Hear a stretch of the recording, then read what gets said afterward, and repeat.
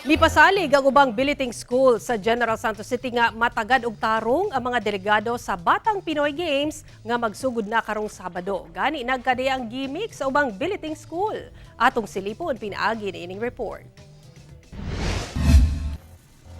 Gi-convert nga daw mini hotel nga dunay lounge area ang pipila ka room sa General Santos City National High School sa Barangay Kalumpang alang sa pag-welcome sa mga butay nga delegado alang sa Batang Pinoy Games. Ang maong lounge area dunay television set alang sa entertainment sa mga delegado samtang pwedeng mag-enjoy og hot beverage samtang nagpuyo sa maong tungaan nga mosilbi isip biliting venue.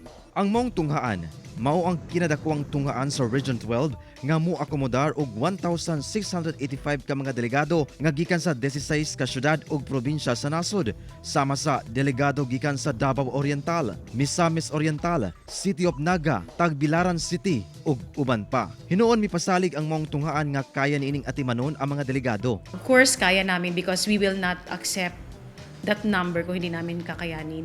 July pa, nag-start na kami. Sinaipon na namin yung mga nag-clog na mga comfort rooms.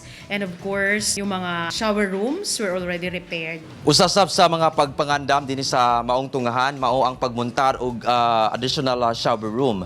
O atong sutaon kung naabanay tubig. Yeah. Sa billeting venue sa Jose de Vinagracia Senior Elementary School sa Barangay Bula, naka-standby na ang mga PNP personnel sa pagbantay sa seguridad sa 534 ka delegates nga gikan sa upat ka lugar. Una nang miabot ang mga delegado gikan sa Zamboanga City. Almost ready na po sir kasi inagana din namin pagpunta dito para dinahili yung mga players natin sir. Gawas sa gimuntar nga help desk, ginatutukan sab ang kalimpyo sa pasilidad sa maong tunghaan. Ang mga yung ditutukan, sir, is cleanliness of our surroundings, then safety po sa mga bata, then especially ang classroom is very prepared na yun naman. Ang Batang Pinoy Games magsugod sa October 25 hangtod October 31 nga salmutan sa kapin 21,000 ka mga atleta nga nag-edad og 12 anyos hangtod 17 anyos ug magtigi sa naglaing sporting events. Kauban si Gary Balantay ug Bong Vicencio, Efren Bamak. 1 Mindanao.